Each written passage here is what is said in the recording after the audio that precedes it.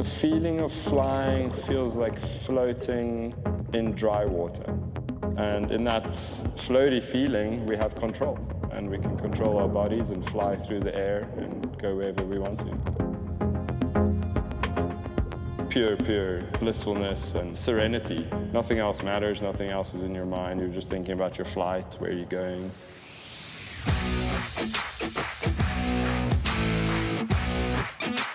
Perfecting the art of flying.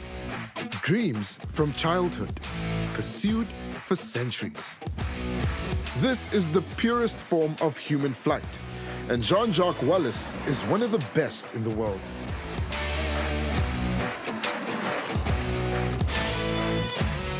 He's just returned from China, where he became the world's second fastest wingsuiter, hitting an astonishing top speed of 230 kilometers an hour.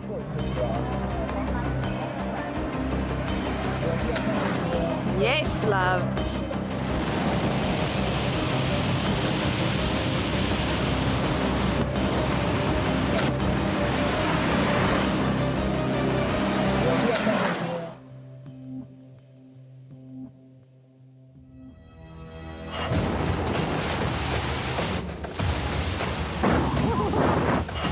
Often seen as the realm of reckless daredevils with the death wish, the history of free flight certainly includes many tragic accidents.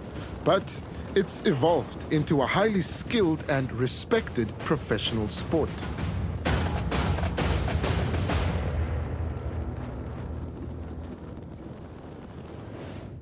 We're going to start our hike now, and we'll be on top in about 2 hours. And then at 3 o'clock, the wind's going to start going away. And we're spending a couple of days getting to know JJ, and we're accompanying him as he attempts a world first. One step in front of each other,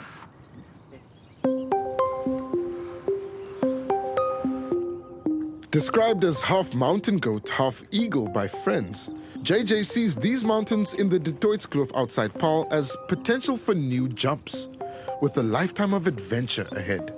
Today, his wife Katie is joining us. I've massively underestimated how unfit I am. Got a whole mountain ahead of us here. JJ had convinced us it was a short hike, but at 38 degrees, we were suffering. It'll take us still maybe another 30, 40 minutes. The wind's looking great. The way you're describing this hike is so casual, man. It's the most casual one, imagine. There's 7 hours of hiking. There's 4 hours. They're all better jumps. All right, bro, let's go do the little jump. Yeah, let's go.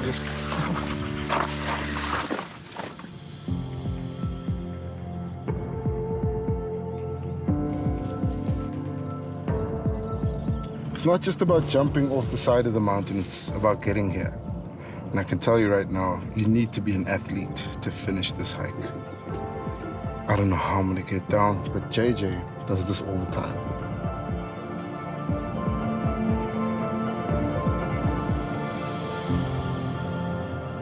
You might be wondering how any of this makes sense and what it takes to get to this point. I got introduced to skydiving at a young age, and I think it made me aware of what is possible in life. And the sky is a playground, and you can fly in it and abuse it. At just 3, JJ was watching parachutes being packed at his uncle's skydiving company. The sport was in his family, and so at 16, he had his accredited free-fall license. And by 18, he was skydiving full-time. I think it's very artistic to fly. You can express yourself in the mountains. You can draw lines down the mountain wherever you want to. What kind of speeds are we talking about here? In the performance competitions in the skydiving world, we're seeing up to 400 km per hour. What? The day before this epic trek, I'd seen the planning that goes into these jumps. Nothing is left to chance. It's a very high-performance wingsuit. Our feet basically control the turning, so it's like left and right. Anything special about the helmet? We put the GPS on the back of the helmet, and then when we jump afterwards on the computers, we're able to analyze the data, see what performance we're getting.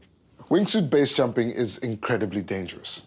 But being in this room, you get a sense of how much the sport has developed over the last 2 decades. Yeah, you can kind of see the flight in full 3D. Advances in weather mapping and GPS data recording has made the sport very technical. This is a jump I did at the tunnel. And on this flight, you can see I flew total of 48 seconds in the free fall, and I did 22 seconds under the parachute. Does it help you make it safer? Yeah, it makes it much safer because then you're not jumping blind, you're not going into the unknown. As one of the top 16 wingsuit pilots in the world, he competed in the 10th World Wingsuit League, hosted by China in September. 俯冲加速，贴着山体和峡谷呼啸而过，惊心动魄。 Dropping off the 𝗀𝗁𝗁𝗏 peak on the Tianmen Mountain in just 24.766 seconds, he became the world's second fastest wingsuiter. He missed first place by 0.06 of a second. The one is a speed race down the mountain in a slalom course. And then we compete in a target competition. That's basically where we have a stick on our helmet. Right next to the spectators is a piece of paper with the bullseye about the size of an Oreo. Launching from 1 kilometer away, JJ also took second place in the target competition. Did it for all the South Africans out there? There you go. Yes.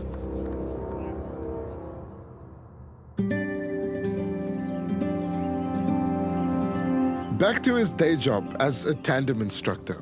This is how JJ perfects his skills and pays the bills. With 14,000 jumps under his wings, he's had a lot of practice.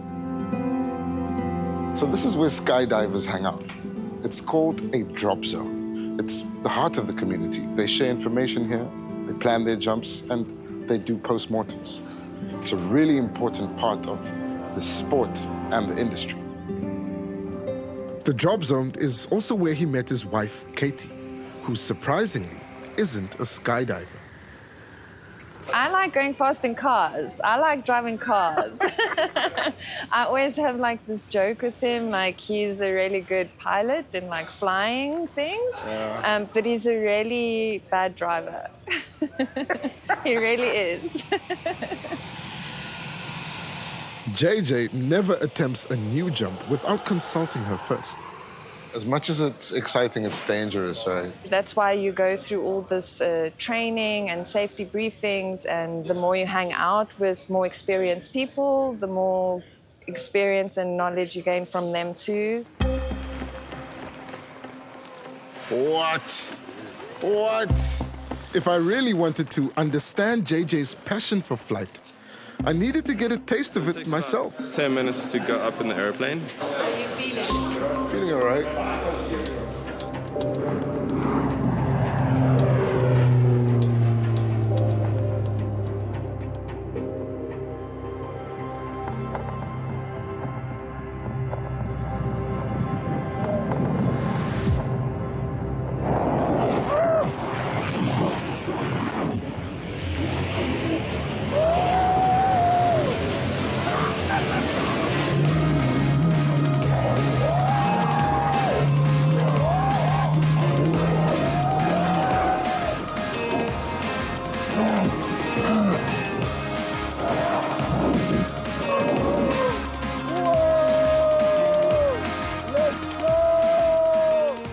This entire time, I didn't really realize what JJ was talking about. But this is it. It's the feeling of flying. I can see why he loves the sport so much. Oh, yeah.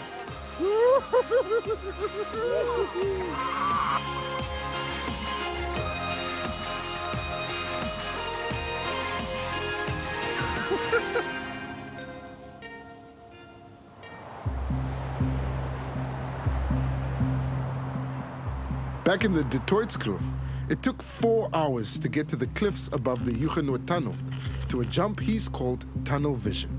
And fortunately, the conditions were perfect. Are you scared when you jump? If you're not scared of dying, there's something wrong. But I think most people are scared of not living enough in their lives. So that's what all skydivers and base jumpers are trying to do. We're just trying to like suck the marrow out of life and do what we can.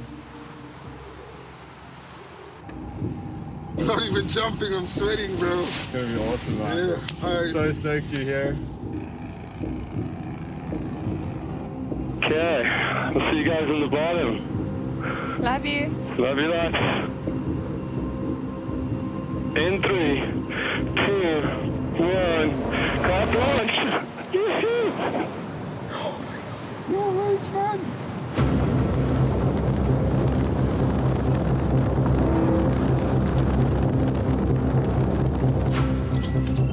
Oh my God! Dude, he's flying! Oh, wow.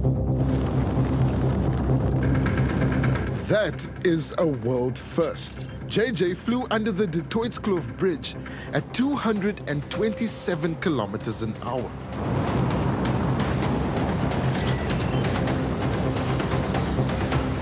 That is incredible.